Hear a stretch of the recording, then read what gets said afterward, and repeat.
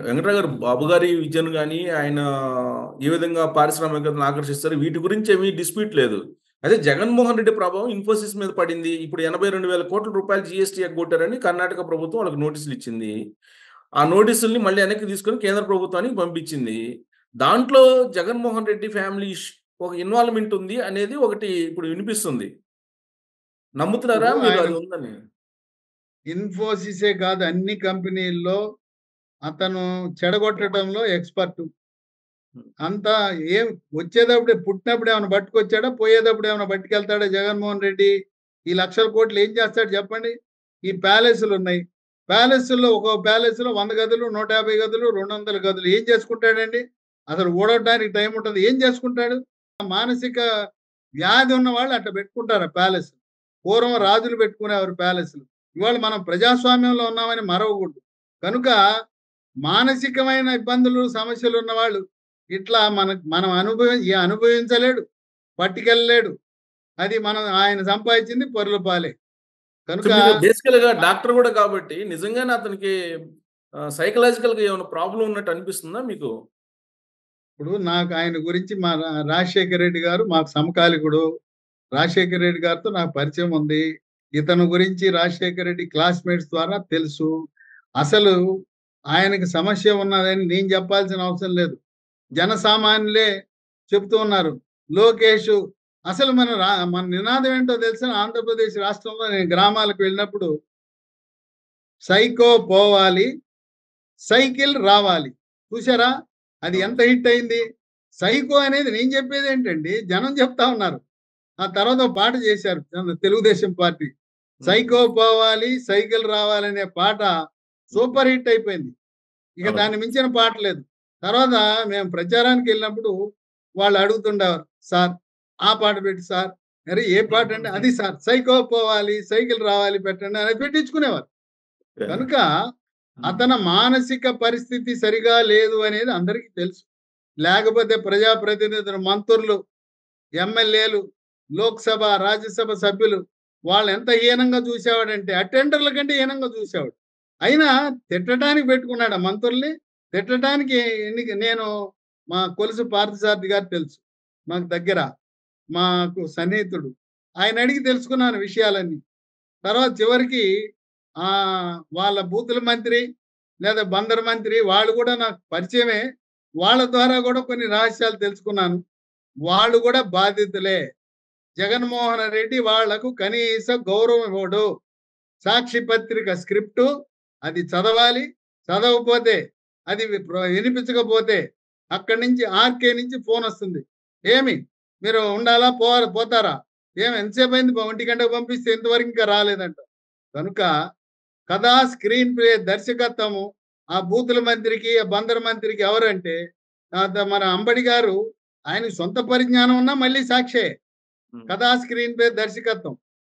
కనుక వాళ్ళు వాట్సాప్‌లో పెడతారు. దాన్ని ప్రింటౌట్ తీసుకోవాల. దాంట్లో ఉన్న బూతులతో సహా కూడా వీళ్ళకి బూతులొచ్చో రాదో అని చెప్పి, బూతులు కూడా సాక్షి నుంచే వస్తాయి. సాక్షి ఓహ్! ఛానల్, సాక్షి పత్రిక నుంచి బూతులు ఎలా వాడాలి, ఎవరిని ఎలా తిట్టాలని. తిట్టడానికి పాపం అందరూ ప్రజలేమనుకుంటారు ఈళ్ళు తిడతామని. ఈళ్ళు తిట్టేయి గాదు. అది సాక్షి నుంచొస్తే తప్పనిసరి పరిస్థితులలో మనుగడ కోసము ఆ గుడివాడలో, బందర్‌లో, మరి సత్తెనపల్లిలో, మరి అక్కడ ఒకాయన తునిలో, ఈ రాజమండ్రిలో ఈ మీటింగులన్నీ గూడా బతుకు తెరువు కోసం. ఆళ్ళు ఓకే. బయటకొచ్చి నాకేం చెప్తారు, "ఎందుకయ్యా తిట్టావంటే చంద్రబాబు నాయుడు మంచోడు ఎందుకు తిట్టావయ్యా" అంటే, "ఏం చేయమంటావు బతుకు తెరువు. దొరగారి దగ్గరికెళ్ళాం. దొరగారు చెప్పినట్టు వినాలి గదా! అందుకని చేశాము." మాకు ఎందుకంటే ఇప్పటికి కూడా ఎవరికైనా చంద్రబాబు నాయుడు అంటే వ్యక్తిగతంగా వైఎస్ఆర్‌సీపీ వాళ్ళకి కూడా ఎంతో గౌరవం. చంద్రబాబు నాయుడు ఏంటండి ఆయన ఈజ్ ఎ స్టేట్స్‌మన్. హ్మ్. ఎంత పెద్ద మనసుతో నేను ప్రతీకారం ఉండదు. కక్ష, పగ అనేది ఉండదు. ఎవరైనా దాడులకు పాల్పడితే నేను ఒప్పుకోను. తెలుగుదేశం క్యాడర్ కూడా వైఎస్ఆర్‌సీపీ పార్టీలకు వాళ్ళ మీదకి దాడికెళ్ళొద్దు. చట్టం, చట్టం పనిచేస్తుందన్నాడు. ఆ విధంగా ఎవరు చెప్తారండి? ఇవాళ వైఎస్ఆర్‌సీపీ వాళ్ళు ఏదో మమ్మల్ని ఏదో చేసేస్తున్నారంటే ఏమి చేయరు. సంయమనం పాటించండి అనేది కూటమి సిద్ధాంతం. పవర్ స్టార్ పవన్ కళ్యాణ్ ఆయన అన్న మాటలకి వాళ్ళు మామూలుగా ఉంటారా వాళ్ళు? ఆ హ్మ్. Power soldiers. వాళ్ళు జనసేన వీర మహిళలు, వీర సైనికులు. అయినా ఎంత సమన్వయం పాటిస్తున్నారు చూడండి. ఎందుకు? ప్రశాంత వాతావరణం ఉంటే పెట్టుబడులొస్తాయి. ఇవాళ క్యూ కడుతున్నారు. పారిశ్రామికవేత్తలు స్వదేశీ, విదేశాలు, ఎన్ఆర్ఐలు క్యూ కడుతున్నారు. అక్కడి దాకెందుకు? హ్మ్. చెప్పండి. యంగరాజ్ గారు ఇప్పుడు అమరావతి ఒకటేంటండి, ఇప్పుడు జగన్మోహన్ రెడ్డి ఎలాంటోళ్ళనేది ఇందాక ఎక్స్‌ప్లెయిన్ చేశారు మీరు. వైఎస్ఆర్ కాంగ్రెస్ పార్టీలో ఉండేవాళ్ళే కొంతమంది చెప్పారని.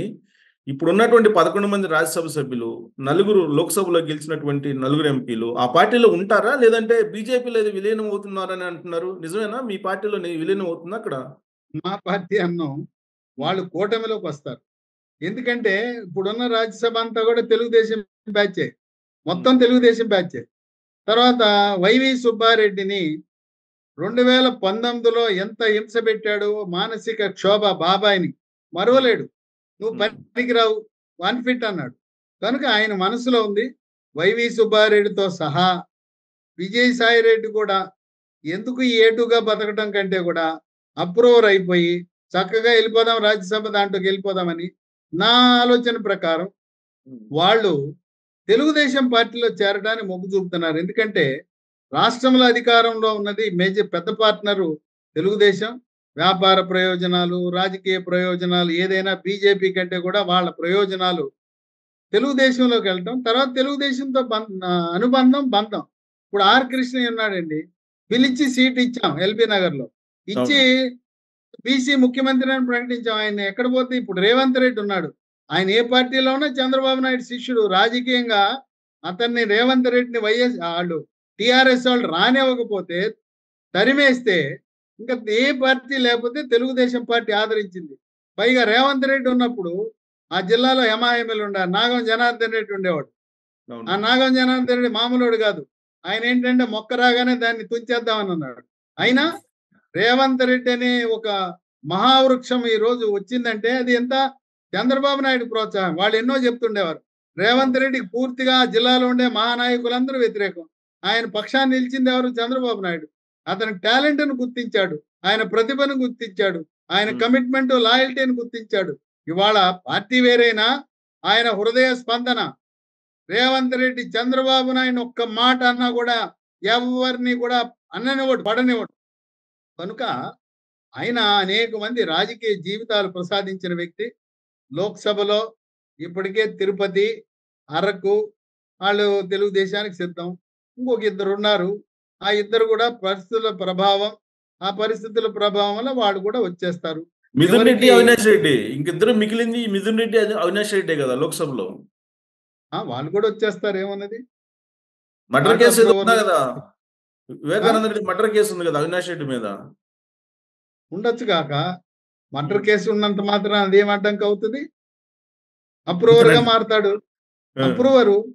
అప్రూవర్ అంటే చట్టము రక్షణ ఇస్తుంది గదా! ఓకే. అవినాష్ రెడ్డి అప్రూవర్‌గా మారితే, విజయసాయి రెడ్డి ఏ2 అప్రూవర్‌గా మారితే, వాళ్ళకి రక్షణ కవచమే గదా! మన చట్టం భారత రాజ్యాంగం. ఎవరైనా మీరు కూడా నేరంలో భాగమై, నేను కథంతా కరెక్ట్‌గా చెప్తా, ఒరిజినల్ స్టోరీ చెప్తా, జరిగింది జరిగినట్టుగా చెప్తానంటే వాడిని అప్రూవర్ అని ముద్రేసి బయట కాపాడతాం అంటున్నారు గదా! ఓకే. అక్కడ కానీ మీరేమో అవినాష్ రెడ్డి తెలుగుదేశం అప్రూవర్ పార్టీలో చేరతారంటున్నారు. బట్ 15 రోజుల్లో దాదాపు 3 సార్లు విజయసాయి రెడ్డి, అమిత్ షాని కలిసారు. కాబట్టి బీజేపీలోనే విలీనం అయ్యే అవకాశం ఉంది వైఎస్ఆర్ కాంగ్రెస్ పార్టీ అంటున్నారు. లేదు. నాకున్న దీన్ని బట్టి మెజారిటీ సభ్యులు హ్మ్. తెలుగుదేశానికి వెళ్తారు. తర్వాత ఇంకోటి ఎజెండా ఏంటంటే వీళ్ళు కొంతమంది ఎమ్మెల్సీలవ్వాలి, మళ్ళీ ఎమ్మెల్యేలవ్వాలి, మంత్రులవ్వాలి. తర్వాత కొంతమందిని మళ్ళీ రాజ్యసభ కొనసాగించాలి. ఇప్పుడు ఈళ్ళందరూ కూడా తెలుగుదేశం వాళ్ళే కదండీ! అవును. తర్వాత చంద్రబాబు నాయుడు అయితే ఆదరిస్తాడు. హ్మ్. బావుంటుంది. హ్మ్. కేంద్రంతో పనులు లేవు. అంతా ఆంధ్రప్రదేశ్ రాష్ట్రంతోనే పని. ఇంకొక అడ్వాంటేజ్ ఏంటంటే వాళ్ళ తెలంగాణలో కూడా చంద్రబాబు నాయుడు గారు చెప్పాల్సిన అవసరం లేదు. ఇప్పుడు నేను చంద్రబాబు నాయుడుకి దగ్గరని తెలిస్తే రేవంత్ రెడ్డి రా బ్రదర్ ఏం కావాలంటాడు. అవసరంలా. ఈయన ఫోను చేయాల్సిన అవసరం లేదు. చెప్పాల్సిన అవసరం లేదు. ఆయనకి తెలుసు. ఎవరైతే చంద్రబాబు నాయుడుకి దగ్గరగా ఉన్నారో వాళ్ళందరూ కూడా తెలంగాణ చీఫ్ మినిస్టర్ వాక్ ఇన్నే. పార్టీ హ్మ్. వేరవ్వచ్చు. ఆయన గురించి కూడా కథనాలొస్తున్నాయి గదా! తెలంగాణలో ఏం జరగబోతా ఉందని. అవును. రేవంత్ రెడ్డి వ్యక్తిగతంగా చంద్రబాబు నాయుడుకి పరిచయం ఉన్న వాళ్ళందరినీ వ్యాపారంగా, మరి పరిశ్రమలుగా అన్ని రకాలుగా ప్రోత్సహిస్తాడు. ఆయన గురువు. రాజకీయ గురువు. అది మన అర్జునుడికి కృష్ణుడు ఎలానో రేవంత్ రెడ్డి అర్జునుడు అయితే కృష్ణుడు ఎవరంటే చంద్రబాబు నాయుడు. ఇప్పుడు తాజాగా వినిపిస్తుంది ఏందంటే, తెలంగాణలో కూడా కూటమి నెక్స్ట్ అధికారంలో రాబోతుంది అని అంటున్నారు. అయితే తెలుగుదేశం పార్టీ అధ్యక్షుడు ఎవరు అనేది చర్చ జరుగుతుంది ఇక్కడ తెలంగాణలో. ఒక్క విషయం మాత్రం గమనించాలి. చాలా మందికి ఇక్కడే కొన్ని తేడాలున్నాయి. తెలంగాణ రాష్ట్రంలో అక్కడుండే ప్రజల సెంటిమెంట్ చాలా స్పష్టంగా ఉంది. మాకు ఆంధ్ర వాళ్ళు, ఆంధ్ర పార్టీలు తెలంగాణలో వద్దు. జనసేన, తెలుగుదేశం పార్టీ, ఆంధ్ర పార్టీలు. మీరు ఆంధ్రాలో రాజకీయం చేసుకోండి.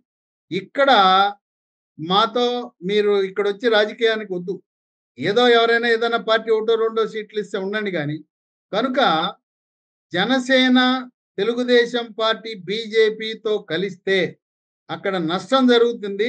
వేరే పార్టీలకు కలిసొస్తుంది. కనుక తెలంగాణ సెంటిమెంట్ ఈనాటికి కూడా చాలా బలంగా ఉన్నది. అందువల్ల మనము నేల విడిచి సామనే విధంగా జనసేన, తెలుగుదేశం పార్టీ తెలంగాణకి వెళ్ళటము, అక్కడేదో రాజకీయం పార్టీ ఉండొచ్చు. పార్టీ ఉండటంలో తప్పు లేదు. కానీ భారతీయ జనతా పార్టీకి తెర వెనుక సహాయం అందించాలి. మొన్న ఇచ్చారు కదా! ఇవాళ తెలంగాణలో 8 లోక్‌సభ సీట్లు వచ్చినాయంటే తెలంగాణ బీజేపీ కాదు. బీజేపీ పార్టీకి చంద్రబాబు నాయుడు అభిమానులు, తెలుగుదేశం పార్టీ వాళ్ళు గతంలో ఎవరికైతే కాంగ్రెస్ పార్టీకి ఓటేశారో అసెంబ్లీ ఎన్నికల్లో పార్లమెంట్ వచ్చేసరికి బీజేపీకి ఇచ్చారు. హ్మ్. కనుక వెనక నుండి తెర వెనుక జనసేన, తెలుగుదేశం పార్టీ 2028లో మద్దతిస్తే రాబోయేది భారతీయ జనతా పార్టీ. అది కూడా బీసీ మొట్టమొదటి ముఖ్యమంత్రి ఈటెల రాజేందర్ ముఖ్యమంత్రి ఆయన అవటానికి రంగం సిద్ధమైంది.